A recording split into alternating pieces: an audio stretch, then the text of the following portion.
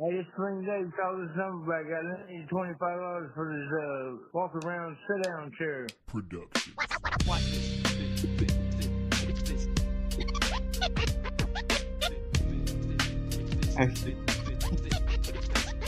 I worked with what you told me to make, man. I did the best I could. I don't know why that makes me laugh every time I hear that.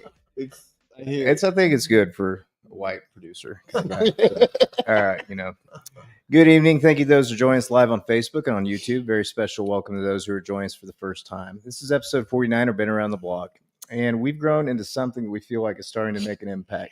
Just in the last 90 days, we've been able to reach 2.2 million people. And don't forget to like, share, and follow our page to continue being a part of this movement. Our goal at Been Around the Block is to continue our mission to help destigmatize addiction and prove that not only your life won't be boring, but the best years are yet to come. Even if you don't identify with what our mission is, the stories of triumphing over adversity is something that we could all identify with. We also need to note that Been Around the Block is no way associated with, affiliated, or endorse any specific program or recovery. Our view is that your story is your story, and there are many ways that people are able to recover their lives from the bondage of addiction. Our goal is to prove that no matter how we get there, we're all able to live the life that God has intended for each and every single one of us. Without any further ado, I'm Brooks Southard. You can find me on Facebook, Instagram at Quirky Cliche name, Christopher T. Ross, a.k.a. Chris DeBurr on Facebook and Instagram. Our favorite national content creator, Bradley Nemo Sparks. Sporting the number 3 jersey tonight. And, of course, our guest for episode 49, one of our good friends, local OKC artist, Rick Sinnett. So, how's everybody doing tonight? Man, good, man. Awesome, good. Bro. Awesome. That's good. Great. Yeah. So, you don't like my intro? Do I need to? No, I love the intro. No, okay. The Sling Dave in the beginning always makes me laugh.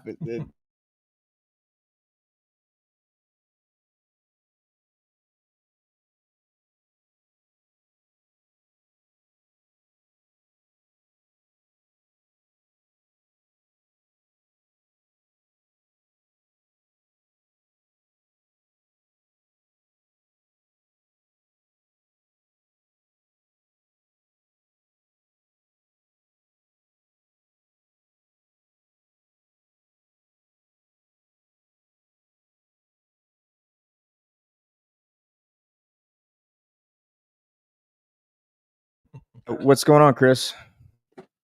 Oh, there it is. There it is. Oh, yeah, we're working. It is. We're back on. Hey, y'all. We've tried. This is the third time we've tried to have Rick Sinnett on, and every time we've had some kind of problems. Oh. So, okay, we're good. Yeah, sorry. The Wi-Fi bar thing came up. We're good. We're just going to roll with it. So, yeah. So, third time's charm. Rick Sinnett. Thank you for being here. Hey, man. Thanks for having me. I really appreciate it. So, for a lot of the viewers that we have are a lot of Nemo's followers. So would you just kind of explain what your artwork is and like where you can find it around Oklahoma and where else, just kind of. Well, my artwork, it's been evolving, especially here lately. But, I think my artwork, I like to think is non-subjective. It's kind of bright.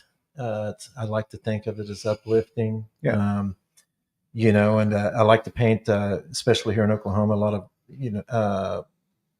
symbols, state symbols like the state bird, the state flower, the state mammal, things like that. I've painted, I don't know how many now, probably coming up on 50 murals throughout the state. Is it exclusively in Oklahoma, or do you have any? No, I painted murals in Raleigh, North Carolina, and Austin. I painted one in New Orleans. Okay. Just here and there. I should have put those in our. I was about to ask, do you have any that you can pull up? You don't, do you? Maybe in the fire. It'll probably kill the Wi-Fi if I do it. He is an awesome artist, y'all. And if you guys have ever seen the Save the Monarchs license plate, this is the designer of those, and you're working on another license plate. Yeah, it's still a contest, and I don't know when they're going to announce it, but there was it's a license. It's a new license plate, would be another fundraising mechanism, which is what the first license plate was. It's for monarch conservation, pollinator conservation. But there's been some challenges in legislature and things like that here recently that I've learned of that might put that on hold for the moment. So, but all good things and all good time. Yeah, right. Perfect. So, his artwork is very visually stimulating. I'm going to put it in layman's terms for anybody else. It's visually stimulating. It's good on the eyes. It makes you feel good about yourself. Well, it's kind of transitioning from psychedelic and Yeah. kind of coming into, I mean, I was born and raised here in Oklahoma, Yeah. Mustang. And so, the older I get, the more I'm like, man, I think what I am is there's a couple of things I could, if there was a title, that I would like to go by, it would be a New American Folk Artist. I like that. That's good. It's just kind of aging out as psychedelic, or I mean, really, when you get right down to it, I think a contemporary Western artist. So, but yeah, I mean, it's subject that is subjective, what style it is. So, and we got, how far do we got into, I remember getting to Haight Ashbury in your story, and then it just, So do you just want to jump back in? Yeah, man. We got a lot of people waiting. I was a kid. And I'll just jump right into it. I mean, I'm so grateful for the life that I have, and there was a time where I did have a bit of regret once I kind of started to figure out how to straighten up my act. Yeah, I was being taught how to straighten up my act. I did have a little bit of regret, but man, all of that has since just switched over to complete gratitude. And there wouldn't be a single thing that I would change, and I mean that sincerely. It's what has allowed me to be right here right now. But so as a kid, it just took off to San Francisco. I don't know if it was even a dream. I just was, it all happened so automatically with no intention, and I ended up out there, and where I'd already been pursuing an art or a career as an artist, although I was just a kid at that point. I felt as if I'd been pursuing a career, but as an artist. But anyway, I get out there, and one of the things I would do is I'd have black and white pen and inks that I'd then photocopy on 8.5 by 11s, and I would stand on Upper Haight Street in San Francisco, right by the Golden Gate Park, right near Haight and Ashbury. And it was a pretty, there was a lot of people down there at that time. It's kind of had a resurgence right around that time. This would have been the early 90s. Okay, we stayed out there at that time, actually. Mm-hmm. And just for anybody that's listening that didn't catch the first part of the story, when you were a kid, basically, because you're so wound up, they would stick a pen and paper in front of you, right? Is that correct? Mm-hmm. Okay. Yeah. So that's what, my parents were like, hey, look, this is, you're jumping all over the place. But they found that whenever they put an ink pen in front of me and a piece of paper, I would focus on that. And, it's probably there's probably a medical definition for what that type of behavior is these days. But I've been fortunate for the most part to be able to, utilize that to my benefit when I'm focused, at least. But so anyway, you fast forward from the age of 5 to, my late teens, and I'm out in San Francisco, and then I'm standing on Upper Haight Street with what I call a storyboard, a piece of foam core with 6 8.5 by 11 black and white photocopies that would cost me 14 cents a piece to make. And I'd had those laminated into the front. There'd be a series of 6 of them. And on the back of that piece of foam core that I held up would be 6 manila envelopes with corresponding inventory of those prints. And I would then sell those prints for $1 a copy. So I felt like I was making a pretty good profit margin. It's like they're 14 cents, I sold them for $1, so anyway, and I had great success. I had, a ton of roommates at that time, so it didn't cost me a lot. I was just like eating granola, probably chewing on some wheatgrass or something like that. I mean, it was a very minimalistic lifestyle. And so, I remember at that time, though, and as it was when I was younger, there was a couple of very profound times where I felt as if I wanted to serve a higher purpose. I didn't know what that meant, what it was, or why I had this urgency to feel as if I was serving a purpose. Feeding the soul is what I come to call it. But so as I'm standing there selling the art, and I'd average about $80 a day, which was pretty good for a kid like me, and plus it was fueling my ego along with other things, because people were responding and buying my art for whatever reason. And so there came a point where I was just really serious about life. And I was like, man, I got to feed my soul, and tried to join certain organizations, which I wasn't, I didn't qualify. Kind of felt like life was against me, a victim type deal to society. And so anyway, I ended up, I thought, you know what, I'm going to I'm going to have a mission statement on the back of it. So when I sell my quota for the week, I'm then going to take the same art, but this art's going to have a mission statement on the back. And basically it just stated that this is a gift. There was an older gentleman who I became friends with who could help me articulate into words what it was that I was wanting to express. So we sat down and he helped me write this, and I had it typeset really neat, and I would photocopy it on the back. And at the end it said, if you're encouraged to respond in letters or prayers or whatever. Yep. And if you'd like to, here's a return address. And at that time I put my mother's return address in Mustang, Oklahoma, because we were kind of moving around a little bit. And so, I'd give art away for free. And man, I mean, the response was overwhelming. We started getting, mail of letters of people just like, thank you, this and that. And it was really, I was like, oh, wow, that's cool. This is cool. And so I never will forget that there was the goth scene had yet to become anything. It was, and all of Haight Street, where there were thousands of people, and, I'm there every day and I get to know all the locals. There were literally maybe 3 people that I would technically consider goth.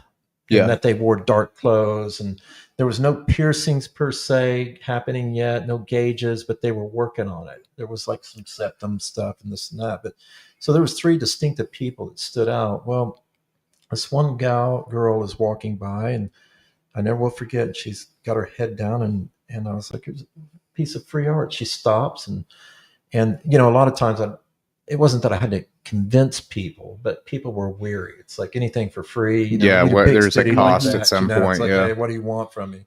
So I was like, look, no strings attached. I just want to give you this piece of art. She was reluctant. She finally accepted it as a gift, and she walked on, and she was kind of dark, maybe had some black stuff under her eyes and things like that. And man, it was probably about 3 weeks later, I received a letter in the mail. My mother did, and she called me, and I had her open it. And she would open the mail and read it to me.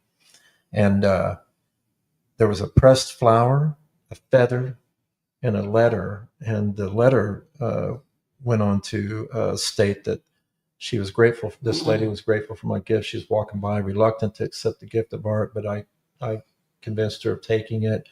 And that she was on her way to commit suicide at that moment. Oh, wow. And that she felt as if that piece of art, that gift, saved her life. And that is when I knew that, okay, that's your higher calling. I'm doing what I'm put here to do. Damn. Now, that's fucking powerful. That is, I got that exact same. Goosebumps. Yeah, big time, dude. He's got goosebumps. Like, that's good shit right there. That's really good. And I was like, okay, this is a sign. So, and so this kind of leads into probably, dovetails into my life of addiction.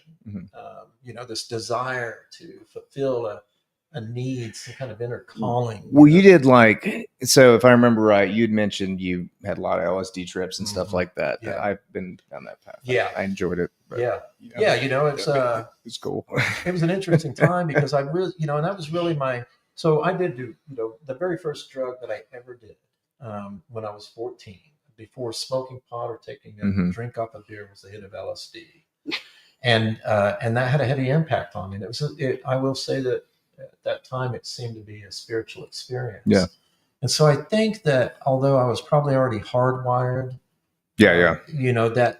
but that experience set me on a path of trying to seek something that was of the same nature but sustainable, because I couldn't convey it to mom or dad or anybody else. It's like once I was, you know what I mean? So I was always on this path, and I was looking in all the wrong places, as it turns out. But that did start something, so it was a cool time actually.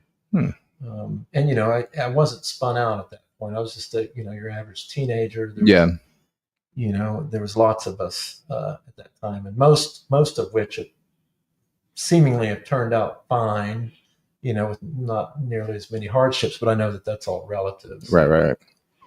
How long did you stay out in San Francisco? So I was out in the Bay Area for about 12 years. Okay. I did live there in Upper Haight, and then I moved from there over to Berkeley, and I lived in Berkeley for quite some time.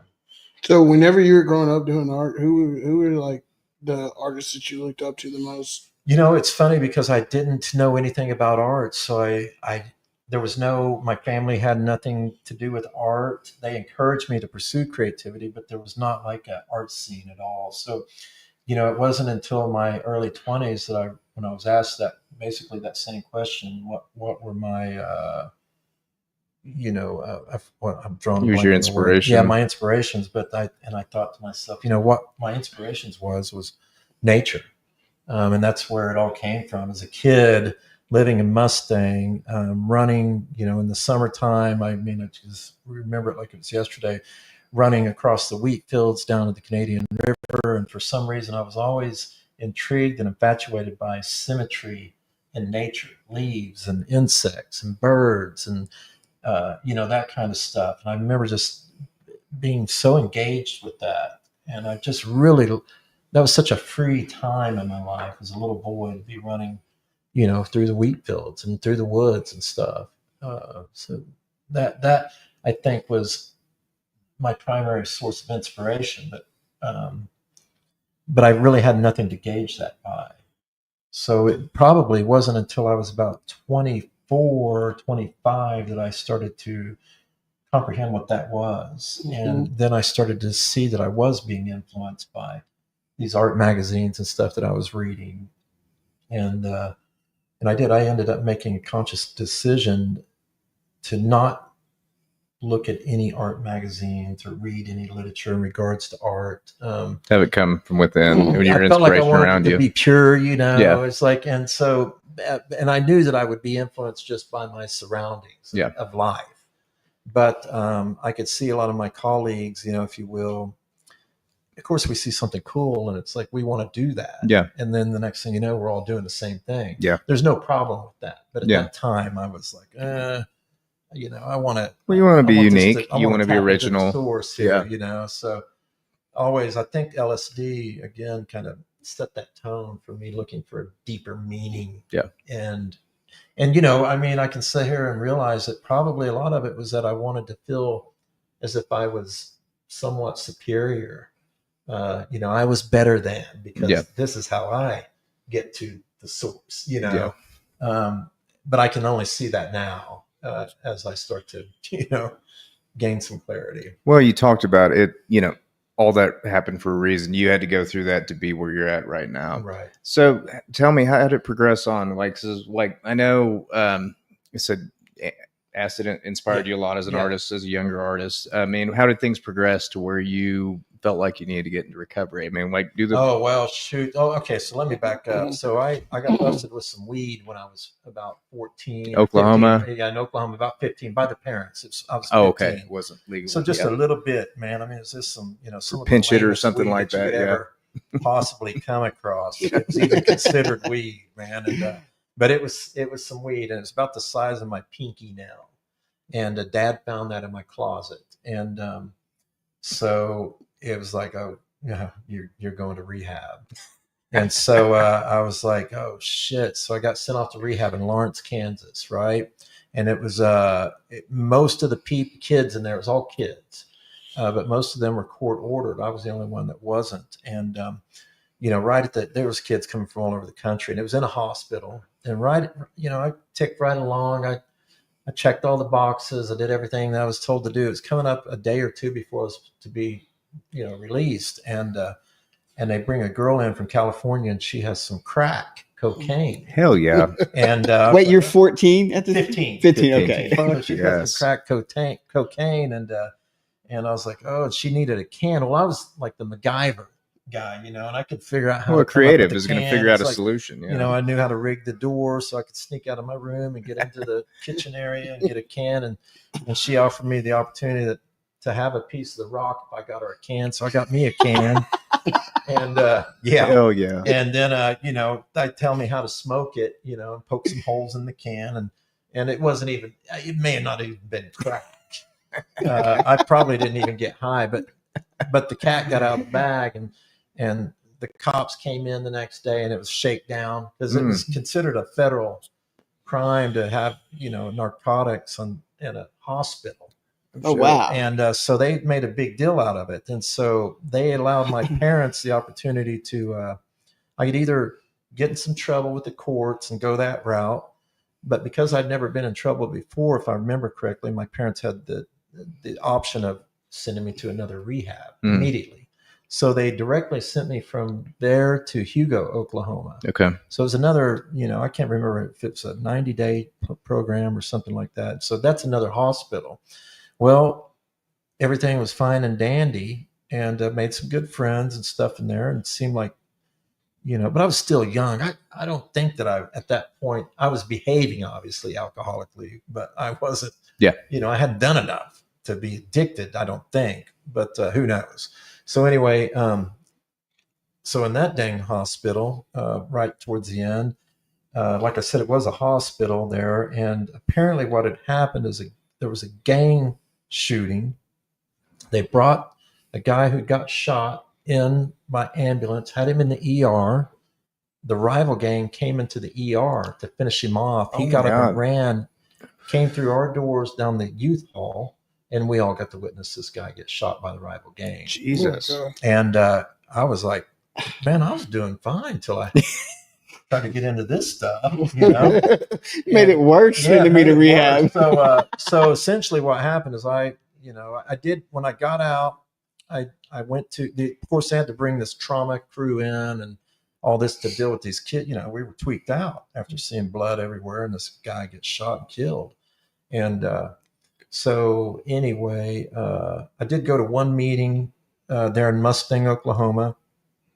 They asked me to identify as an alcoholic, and at that time I was like, I'm not. I just smoke weed and do LSD. Yeah, bro. I would never drink alcohol. Smoke the occasional crack rock. Right. Crack rock. Just a touch. And the guy was like, "You can't be in here," and I was like, "What?" And so I was out, and so that essentially resulted in about a 34-year-long relapse. Oh shit! Okay. Some of which was, there was large phases. There were 17 years of that time where I didn't drink. I didn't do any drugs. I was pretty prolific at that stage. I ended up opening had a business that was lucrative as a kid. I opened up an art gallery, started having kids and stuff, but I was certainly behaving as if alcohol or drugs were involved. Just kind of a dry drunk or whatever. Yeah. And a lot of self-will. Yeah. I could achieve anything. I could put a goal in front of me and I'm going to make it happen. Yeah. And so I did. And then at 40 is whenever, by the time I hit 40, that's when I spun off. Yeah. Just to the races super quick. So somebody asked this, Tori Moore asked, so was that your first offense that caused your parents to send you to rehab, or did something else happen leading up to that? No, it was just they caught me, they found some weed in my closet. Okay, so just that. Mm-hmm. Okay. Yeah, in my bedroom in Mustang, Oklahoma. Damn. So yeah, you fast forward and, neither one of my parents are alcoholics or addicts. Yeah. Just good people, for the most part. And, don't cuss or anything like that. And so, they legalized weed here in Oklahoma. Yeah, I got a felony before they did that. So I'm over at my dad's shop, and he's got all these, it's like there's this production type thing. I was like, man, what are these? And he's like, oh, they're drying racks. I was like, drying racks for what? And he's like, well, for weed. And I'm like, now wait a second. You sent me to rehab. 34 years ago, now you're in production. So anyway, he was providing a service to the industry, but I thought it was kind of ironic. Yeah. Yeah. So 40 years old, spin off. 40 years old, was there one moment that just kicked it off, or just used hindsight? The time was ready. So I had been pretty much a self-employed artist, raising a family or striving to the ups and downs of being self-employed. Are you married at this time? I was married, yes. How many kids? 3 kids. Okay. 3 kids, but we were on our way out of, so I worked at a museum here. I finally decided, okay, I'm going to get a job with benefits and this and that. I'd never done that before, and it was time. We had some kids, so I got this job, and along with that job came some great insurance, and so I was only there for 2 years. It was the most boring job I've ever had in my life. I was like, oh my God, Was it this museum? No, it was a science museum. Oh, okay. And but it was a great. I mean, I love the place. It was a great place. But anyway, The job itself. The was job just, itself, I'm not cut out to work in a museum. I'm too hyper. Yeah. And too loud. So anyway, but as my higher power seems to work in these amazing ways, I do believe that I was there for a reason. And so I ended up getting sick. I was running 10 miles a day. There was an addiction running. Yeah.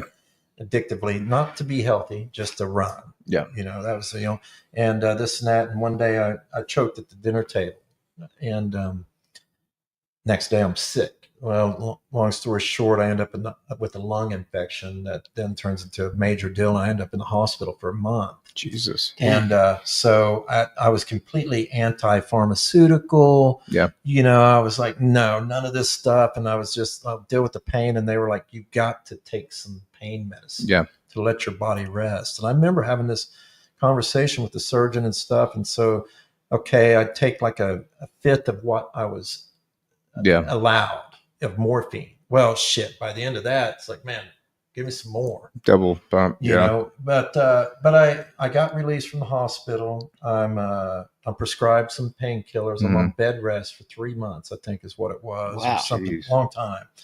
And so anyway, I would take those pills as prescribed. Well, I laid down to take a nap. I woke up, 4 hours had passed or whatever. We'd just gone to go get a prescription, and that script was empty. And I hadn't taken one yet. And I was like, what happened? Well, my wife, the mother of my children, she was a great homekeeper, worker. She volunteered at the school that the kids went to. Well, we'd moved her grandmother into the town that we were living in. And she needed, she's like, well, my grandma needed these pills, but she's going to get some and she'll pay you back. And I was like, man, I'm in pain. This lung. Yeah. Well, turns out that she was, using. And I was like, I'm divorcing you. And I did. So that right at that time that I divorced her, I quit the museum and I ended up starting a psychedelic gallery down in downtown Oklahoma City called The Womb. You and Wayne Coyne. Mm-hmm. So you didn't know that your wife had a problem that whole time? I didn't. I had no clue. I was completely oblivious. But then signs started to show up. She was nodding out and this and that. And I was just kind of space trucking, I guess. I felt like a dipshit because how could I not notice? But she worked in the pharmaceutical industry. Oh, wow. Okay. And so she had apparently acquired this, addiction through that. I've heard that's pretty common. Yeah. And so, and it rapidly progressed. So I ended up with full custody of the kids. And she, signed the rights over and this and that. And I'll be damned if, about 3 or 4 years later, I'm the one who's spun out. Yeah. And so she gets her act together and gets the kids back. So the tables had completely turned. Right. But I was like, you did it, blah, blah, blah. Addict. Yeah, and I'm like, and here it is. Here I am. So what'd you spin out? Like, so did it just progress with opiates or did it turn into something else? Drinking. Drinking. One night, I never will forget, on a Tuesday night, we were getting the gallery together. We hadn't opened yet. We were getting this gallery together. And some of the guys that I worked with at the time invited me down to have a couple of beers at a little bar called McNelly's. Oh, that's right. Down in Midtown. So we go down there. It's Tuesday night. I have a couple of beers. And it was a fun time, hanging out with some of the guys. And so I went back the next night, just not far away, and had a few beers, this and that. Well, by Friday, after going back Tuesday, Wednesday, Thursday, Friday, I get to know the bartender. She's sliding shots of Jameson's over, and I start to get, into Jameson, taking shots. And it was from 0 to 100 in a matter of a year. Damn. And so, and how old were you then? I'm just 40, trying to 40. About 40. Okay. So a little bit. Okay. Right after. Okay. Yeah. I'm following. So about 40. And so, the lifestyle, the atmosphere that I was in, I felt like it was justified. Sure. I'm just got this crazy art gallery. I'm in the mix of great minds, all man. this place, this stuff. And it's like, this is what we do. And I was very open about it, proud of it, quite honestly. But, then things went south with the gallery. I ended up splitting off from that. And then I started to rebound again, as an artist. And I'd get a little bit of recognition here or there, maybe win an award, but still was very boisterous about, hey, I like to party, and I like to make art. Do you think the gallery going south was due to your drinking? It was part of it. There was a lot of people that were kind of going through the same thing I was at the same time. And, that's where, as I learned about law of attraction, I truly believe in that. And I was attracting, and I'm sure they were too, the type of people that I needed to be around at that time to justify. So you're 40, you said you turned 54 tomorrow. Uh-huh. Okay. So this would have been right around 2010? Yeah, around 2010. And, we had I got some good momentum around that time. And then around 2013, I painted my first giant mural in downtown Oklahoma City. And where's that at? That's on a rock climbing gym. It's right there. Yeah, right downtown. It's a mega. It's in Bricktown. I painted it. I painted the first mural in El Reno along Route 66. But so, I started to get a lot of publicity over that. There was a lot of publicity that was happening. So the mural thing hadn't really taken off yet. Not at least not in the nature that I was doing it. And so I was kind of at the front end of that. So there was a lot of media, and a lot of attention. And like I said, Were you still struggling with the ego thing at that time? Oh yeah. Well, Okay. that's when the ego was really coming on. Yeah. As my dependency on alcohol or mood altering substances increased, so did my ego. Sure. To kind of combat, I think, my shortcomings. So let me ask you this. Were you coupling alcohol with other things at this time? Just, every now and then there'd be some Coke. Yeah. But that was about it. And I liked working. That was a thing I loved. Coke will help with that. And that's another kind of detrimental addiction to me is work. Yeah. And I've always worked, Yeah. No matter what. It's like, I sleep very little and I've always worked 18, 20 hours a day, 7 days a week because I've always enjoyed what I do. Yeah. I guess is why it is. And so, and innately I was kind of industrious, I think, but yeah, Coke started to get mixed up in it. And then, it was just, like I said, off to the races. And, and towards the end of that run, there was one stint where I was like, okay, I was in a relationship, we were living together, and it was so violently toxic that I knew that something needed to change, but I knew nothing about recovery. Right. But I had some strong ass will. Yeah. And I had achieved a lot. So I thought with little to nothing. Yeah. So I thought I'm going to get sober and that'll make our relationship. Were you able to recognize that you were maybe powerless over alcohol or Not drugs? even. See, I had somebody reach out to me today about that. And I'm like, that's the one question. Like, do you think you're powerless over this? Yeah. No, I don't think so. I think I need to go to the right doctor. Yeah, come back whenever you. Yeah, that's like I'm not trying to be a dick, but like you know. Well, there came a point where I knew I needed alcohol, but I didn't. What I couldn't see is that my life had become unmanageable. Right. Because I could make a little bit of money here and there. Well, yeah, you're paying bills and shit, and this and that. So it's like, okay, I can be as batshit crazy as I want, make a little bit of money, and everything. It'll balance, yeah. Yeah, as long as I'm making money and paying the bills. Although I don't think I was paying the bills with that money.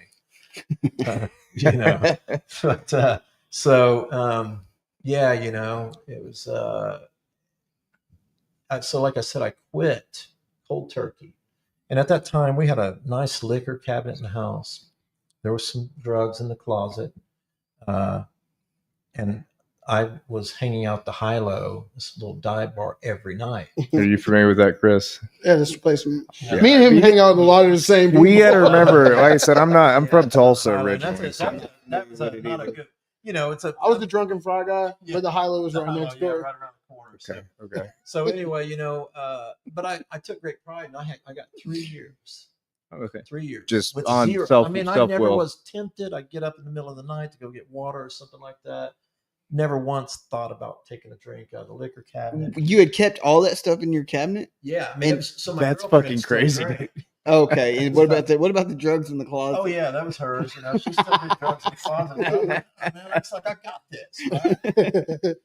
3 years. That's 3 impressive. solid years, man. And That's I mean, it was, impressive. but my life was still in shambles. It didn't remove the toxicity of the relationship or my behavior. Although I just thought in my mind, hey, I'm sober. I'm not doing any drugs or alcohol, so we're good.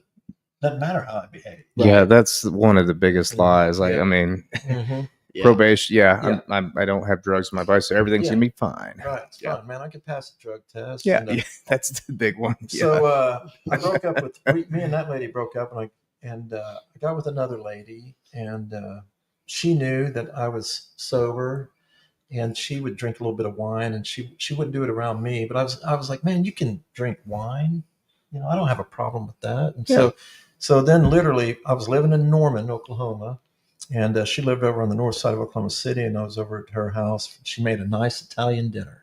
Oh, it's perfect. Yeah, and I was like, matches perfectly with wine. and I was like, you know what? I think I have a glass of wine. And so again, I'm 3 years sober.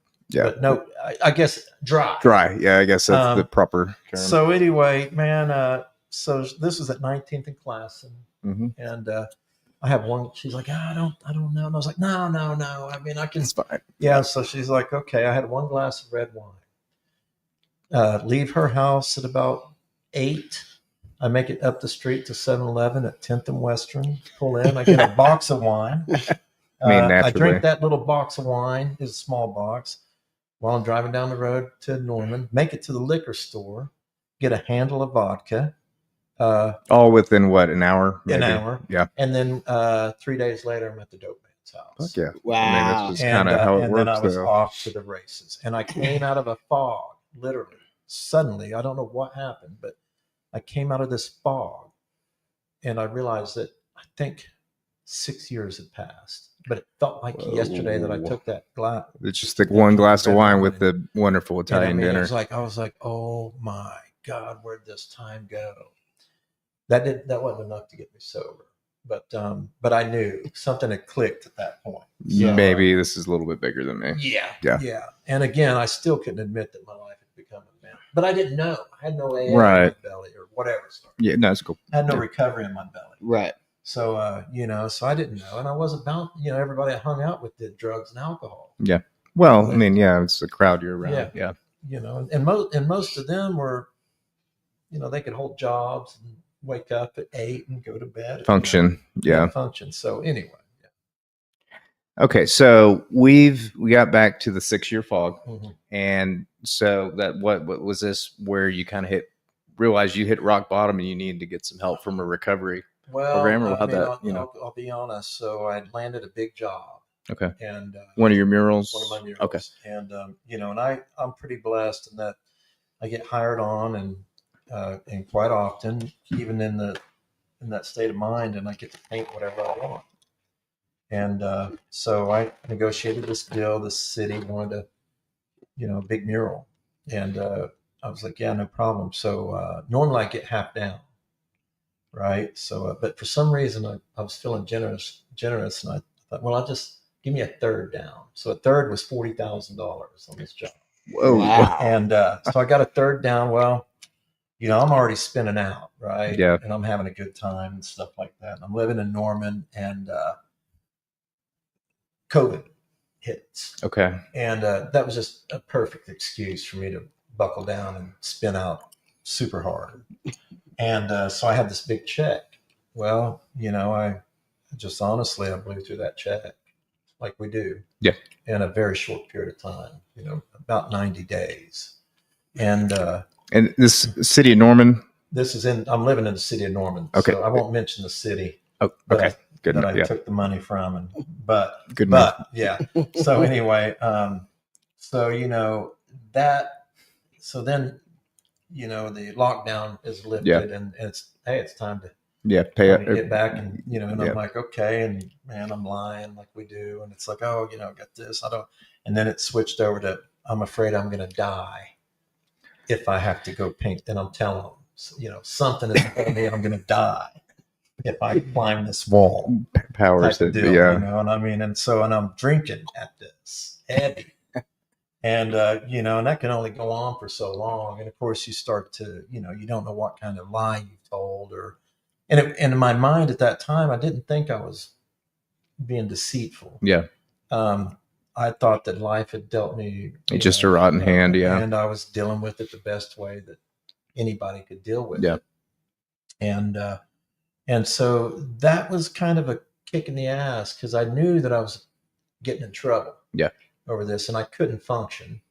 Certainly couldn't come up with the money that it took to Right. initiate the job.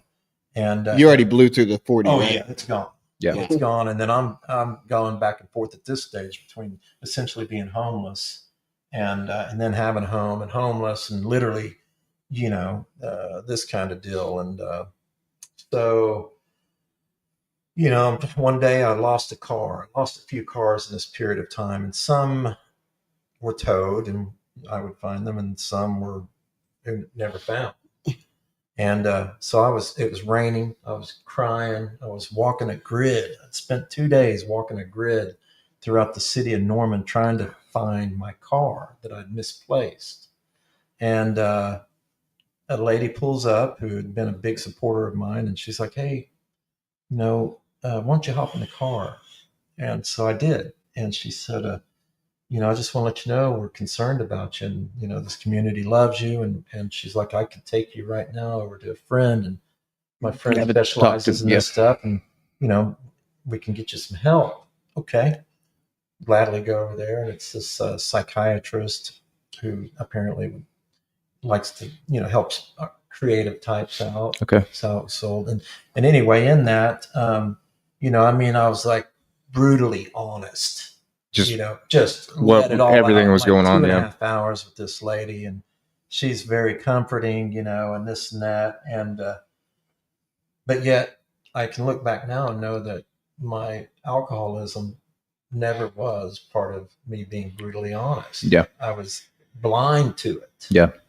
And lies just become lies, become lies. And I'm just like, life and this and that and the pressure and blah, blah, blah. And so she said that she wasn't going to clinically diagnose me yet, wanted me to come back, but it looked as if I might be disabled, bipolar. Okay. Well, I took that and ran with that. Yeah. Oh God, bipolar. Great, dude. No, this is really, this is real shit, motherfuckers. No wonder. This is why I'm behaving like I behave. Oh man. And lo and behold, it turns out I'm not bipolar. But I mean, boy, I'd come across a TV show that just really hit my heart, and I'd send it to my mom and dad and everybody I love, and I was like, look at this is how I feel. This is were you still anti-pharmaceutical at this time? Okay, you were just like, feed me whatever, it's going to cure this. Like, hey, gotcha. Man, you know how it is. I'd have a few drinks and then it was fair game. Yeah. It was there. Yeah. And that's how that went down. And it was anything and everything. But so man, what a trip. And so I think that it was that kind of. I still didn't get me sober. So, then the license plate, I was hit up, these kind of little things that happened. I was hit up to design a license plate. It won, it won an award. And this time I'm now trying to self-detox for about the third time. And, the second time was horrific with audio. AVH and all that shit. Yeah. And, and here I am still trying to maintain some sort of persona as an artist, and but so for whatever reason, my higher power would, kind of throw me a little bone here and there, and that was for purpose. Yeah, I can see now, but there for a moment, I thought it was pretty brutal, and that I would have any kind of opportunity to see the light of day. And anyway, but so that I'm trying to self-detox, and it's horrific, man, because at this stage, well, you got DTs, you're hallucinating and Yeah. shit. You can you pull your fucking hair out. I'm literally Yeah. drinking a handle of vodka every 24 hours, and whatever else comes along. Wow. And it just wasn't enough. Yeah. I couldn't physically consume any more liquids or substances. Did you start feeling like you might be on the path to dying at that point. Dude, I'm physically, my body was physically breaking down. At this right. Well, point. Especially if you can't consume more, the amount you need. And that was the way that the brain was firing off, which was, this self-induced psychosis from various substances and this and that. And so I went to wine, and I was where it all started. Yeah. And, I mean, we're talking, I could not possibly consume enough wine. No, there's no fucking way. It was this, but it was the easy 8 bottles of wine. And I'd be laying back, and it's all dribbled all over me. I got heartburn and and I can barely take it down, but I have to. Were you a cab or a Merlot guy?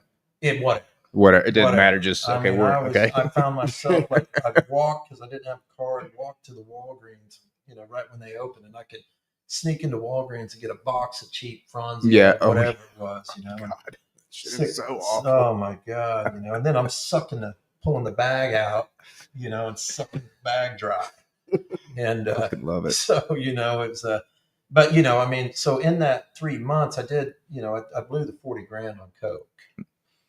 That's and here was something I can see now is, so when COVID, there was lockdown that occurred there in Norman, and I felt sorry for people. And here I had this wad of cash. So I did pay for people's phone bills. I fed people. I was again trying to fill the same void that I had. Create a balance. It's like, and within yourself. Yeah. And so in my mind, that justified the behavior, and that I was, hey, I'm doing something good. Yeah. Really, it wasn't. The intentions were not good. Yeah.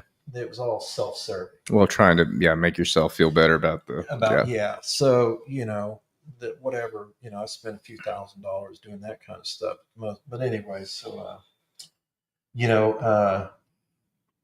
so it became there was an award that was given out, and we were to all show up down here and receive this award. And I was dating another girl at the time, and she was helping me out, trying to get me to get into detox or something like that. And so in that maybe a year and a half, 2 year period, and that at the end, I did attempt, I think it was 6 times to go to TRC. Okay. But, by the time it came time to call every hour on the hour for a bed, I was fine. Yeah. Just like they say textbook, I'm overreacting. Yeah. Oh yeah. I'm crying in the office, and my life is saved my life. Yeah. And the guy's like, and he sees me again. He's like, "Oh, Mr. Sinnett, yeah, here you are." And I'm like, "Yeah, beep." Telling him the same old song. And that's like, oh no. So it was on that last attempt. So I went to go receive this award, but so I was living in the village, not far from the zoo, where I was going to receive this award, and I literally had to drink 2 bottles of wine from getting in the car to get there, to be steady enough to not be shaking and stuff. Yeah. And that's whenever it became clearly evident that I needed to do something. Yeah. And my brain was misfiring, and so I made it into detox. And like they say, this gift of desperation. Yeah. I mean, it was real, and I was ready, and man, I was sitting there crying in a fetal position, and didn't want to make any decisions, and so for some reason, I told myself, they said, "Hey, people bring meetings in here." I was going to ask, because that's a part of my story too. And I was like, really? And so I went to every single meeting. Mm-hmm. And they were giving you the option of whether you wanted to go to a meeting or not, kind of, at that time. And I noticed that a lot of people chose not to go to meetings and stuff, but I did. I wanted to. And so the alumni group comes in, and this is on a Monday night, and there's a guy I know. And I'm like, oh. So this is a guy that I hadn't seen in a couple of years. He's missing in action, and he's a creative type. And it was him. And man, they're talking about getting a sponsor and this and that. And I'm like, man, will you be my sponsor? And he said, yeah. And I call him. He leaves. I call him that night from the payphone. And man, that set me on the trajectory where you are now. Where I'm at today. How long did you spend in detox? I was there, I think I was there about 10 days or so. It was shocking because I was so uninformed that there were people in there. Now at that phase, I was predominantly drinking copious amounts of vodka. Yeah. It was the most readily available. I easy could to get to. it, and I was in my own studio that I had over in the Paseo, which the family had got for me because they didn't nobody wanted, and this was their last string, and they put me in this little tiny hole. And so anyway, so I was drinking a lot of vodka, like I said, a handle and then some every 24 hours, and so I get in there to that detox place, and shit, there's people in there, for other stuff, Oh, yeah. and heroin and fentanyl and opiates and stuff like that. And but I about the second day, as I started to regain some awareness, and I was like, no, wait, what is? And they were treating me with what seemed to be a little different, and that's when I was told that, hey, this alcohol is a serious deal, and that It could kill you. Was it die. Librium and stuff like that? Delirium tremens. Valium. Xanax or Valium. I think Valium is what they were giving me. And I was like, no, wait a second. And I was like, why are these people who are in here, detoxing off of opiates getting out sooner than there was only another guy, an old timer that was in there for alcohol? And they're like, oh, well, Here's the deal. Yeah. this is, you got this, you're seriously, your body is trying to shut down and this and that. And that, all of this, whether or not it was as intense as I thought it was, there was a sense of urgency in that moment. The gift, like I said. And so, so then my sponsor picks me up after I get out, and he takes me to my very first meeting. It did become my home group. I've got a different home group now, but it was a men's meeting, the number one, men's meeting. Yeah. And so anyway, yeah. We're doing, it's fine. Gathering, men's yeah, meeting. we're good. Good. So anyway, and so there was a couple of things we were reading and this and that, and I was like, whoa, wait a second, this stuff rings a bell from another life. And that was kind of like this moment where. What's your sobriety date? Because I know you're right around where I am. Yeah, so it is September 13th, 2021. Yeah, so you got like less. I'm August 30th, so September 13th. And here's the deal, man. Like you guys know, these I've got everything that I could want for. Yeah. I mean, the main thing that I have is love. Yeah. For myself, and I created. Part of my biggest fear there in the moment of getting clean and sober was that I would lose a component of my creativity. Yeah. That had become such a part of my identity, and I see this, and maybe this happens with everybody, but the camaraderie of artists is like the camaraderie of all kinds of gatherings, and so this is a real common thread with creative thinkers of any sort, that it is a part of their identity. Yeah. And that you don't want to lose what it is that has made you who you are. Yeah. So you thought getting sober was going to affect just you? kill the inspiration, the I creativity. Done. I Yeah. was done with, I thought it was going to be gone. And that's how my mind was playing tricks on me to justify using. Yeah. So this is one of my fears, because I had the fear about creativity as well, getting sober. But my fear is I wouldn't be able to work because that's how I operated. Right. I was always able to keep a job for the most part, but I had to be fucked up. Yeah. So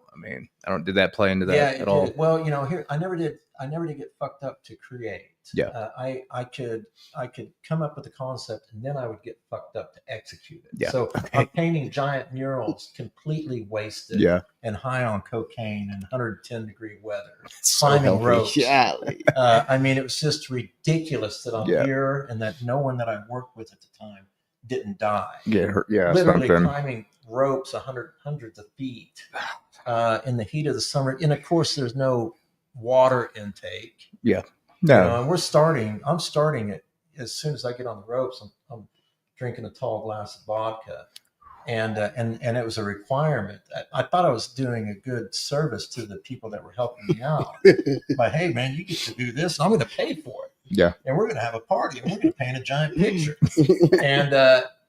And those poor people, man, I was just misery loves company.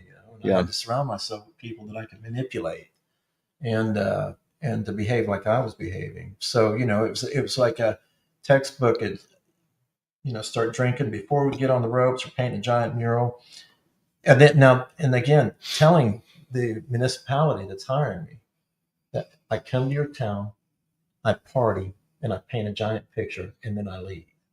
And so, quite often, a city manager or somebody of that nature Yep. would greet me with a handle of whatever choice of alcohol I wanted. Plus, I always Being catered negotiate to. an open tab at the local taverns. It was very That's pretty very fucking awesome, strategic. actually. So these jobs would, needless to say, go a lot longer than what they should because we had free booze. Yeah. All the local bars, and we were kind of like the stars. Yeah. You know? It's like, yeah, the ego, man. So, you know, awesome. it's just a man. So, you know, the thing. So, I had been obligated to fulfill a couple of previous engagements. I got sober. Hmm. I was like, okay, I'm trying to clean my side. Right. Yeah. I contact guy, hey, he's cool. I'm like, man, I'm gonna come paint those murals I told you I was gonna paint. That I owe you. Nah, yeah, this is back at this is another small town. So I get out there and the guy's real cool. He's like, oh man, I'm glad you're here. You know, and I told him, hey, I've straightened my act up and I'm pretty happy. And about this, he's like, oh, that's real good. Good to hear, you know, and he leaves. And this whole time I was like, this is the first time that I had painted since I've been sober. So I technically hadn't created anything in about a 2-year period at this point. And man, I just didn't feel like I did. And so he leaves, and this guy is a very good person and grounded and great community advocate and this and that. And he comes back and he said, man, I think that's good. He said, is this mural going to look as good as all your others? And I looked at him and I was like, man, I don't know. So is fear setting in? I'm like, I'm not feeling it. Yeah. And I had enough in me to be honest with him. And I was afraid to be honest. Yeah. But I didn't know if I was going to be able to produce a piece of work comparable that I to thought was worthy and a quality piece of work. And man, it was like magic. And one morning I wake up and I touch that paintbrush to the wall, and it was like this ripple that came off the wall, and it was just this sense of overwhelming gratitude that rushed through me, and tears came to my eyes, and I That's knew fucking awesome. That's beautiful. I was like, here we are. And it just took off from there. That's awesome, dude. And I'll tell you, you know, I've here lately, I've really been wanting a lot to somehow figure out a way, and this is a great way to express to people that, hey, if you're like me, that there's hope, and not to be afraid of what you don't know. Yeah. And that I'm in the most prolific stage of my life. I was very prolific when I was 30, but I am so much more prolific and grounded. The exact opposite of the way that I thought that I would have been, honestly. I mean, I know you guys probably speak on that, but I felt like I was going to be boring as fuck once I got sober. It was just going to be a glum, boring existence that, you know, I wouldn't want to be around. And, you know, like I would have to agree, like, as far as writing music and stuff like that, I've been more creative since having my head wired on right. Yeah. You know, it's made a huge difference in all that. It blows my mind, man. It's just, I'm like, you know, and it's, and I found that I really have to keep myself in a position to where, you know, we hear this, I've got to be teachable. Yeah. I've got to be humble. And there's ways that I do that. And it's, I think of it as like a instrument panel in the car. And there's all these gauges, and all of these things have to check out, you know. Yeah. And I have to, so I'm watching these gauges, you know, if you will. And it tells me that these telltale signs of, you know, these types of character behaviors, you know, cropping up and this and that. And I'm getting a lot better at that. You know, at 3 years and 8 months, I'm like, this is amazing. Yeah. You know, and the thing is that life is life. I mean, some of the most life be life. I mean, I'm telling you guys know how it is, man. It's like some of the most horrific things have occurred in sobriety. Yeah. But yet I've been able to maintain a certain level of gratitude. And I was questioning that in the beginning, but it's because I've developed these coping mechanisms that are healthy and sustainable. And so I know now that, man, I'm not always supposed to be happy. Yeah. I don't know where I got that from. I was under the impression that if you're not happy and content, then something's fucked up in your life. Yeah. Well, it turns out that I'm human. Yeah. And then I get to be angry sometimes, and I get to be upset or sad. Be a part of the human existence. And then I get to come back and work towards that after I identify it. And in between the good and the bad is where the growth occurs. Yeah. And so it's a pretty special time, man. Man, it's fucking awesome. Crazy. We've had a couple people mention they just love you sharing your story, man. Were you about to ask a question, Chris? I was about to, I know what he meant. Like, he thought that his creativity was over with. Yeah. Like, literally, like, all my entire life it revolved around skateboarding. I literally was like, because I broke my knee like right before COVID in February, like 2nd, 2020, I broke my kneecap, and I tore my quadricep tendon. And I was just like, my life is over with. And I was like, I thought I was already down and out on drugs. No, I got a lot worse. And once I really, like, I received, like, you know, with recovery, like, I've had to learn, like, man, there's other things you can do in life that can make you just as happy. Mhm. And, like, Be I as literally fulfilling. thought that I literally thought that I literally thought I was gonna die because I could never, because I don't skateboard now. I'm too fat. But it's just like, that was my life. Everything I did revolved around skateboarding. Like, and now I get to sit down with people like Rick and, you know, hang out with guys like you, and we make our little funny videos and shit. And and I get to go talk to people and try to help people. And, you know, sometimes you can help people, sometimes you can't. But I see those days when I'm mad and stuff, and I'm just like, it could be a lot fucking worse. It's fucking good, man. I've had some really fucking bad days, and this isn't that bad. So we're right about an hour. Chris, you want to throw the question up there for Rick? And then I've already got his question for the next person. Then Bradley can do shout outs. Mhm. So your question, what would you have done before in a moment of adversity compared to what you would do now? But you kind of explained a lot of that throughout your Yeah, story. man, you know, quite honestly, there's not a single thing I would change. It's just, like I said, there's this clarity that's come about me that I can see how everything's connected, I feel like, for me.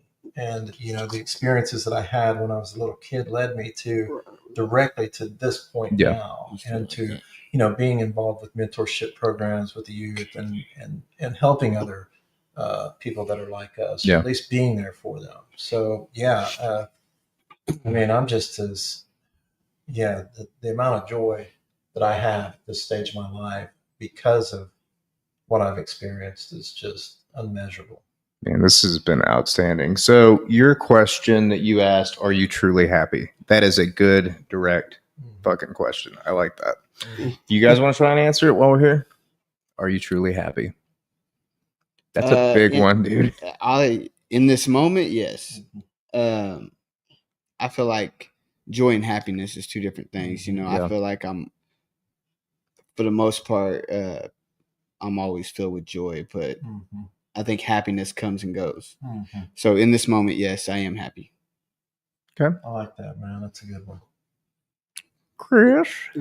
There's moments that I have my moments, but, you know, whenever I do have those moments to where I question if I'm really happy, I get on my Facebook or get on my phone and look at those pictures of me about 5 years ago, 6 years ago. Good reminders. Yeah, and I look at them and I'm like, I'm not miserable no more.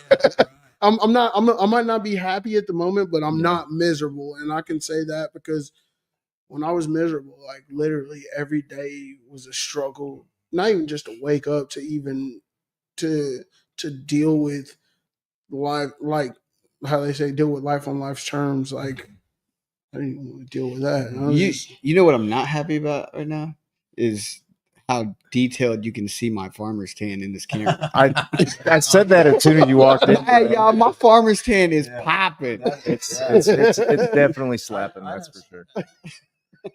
should have a lot of pride for that. Really fucking. We didn't need the stage admiring. lights, man, because of that shit. I'm admiring that. I gotta hit the tanning bed or something, y'all. Go lay out in my backyard. So I guess my answer to that, am I truly happy?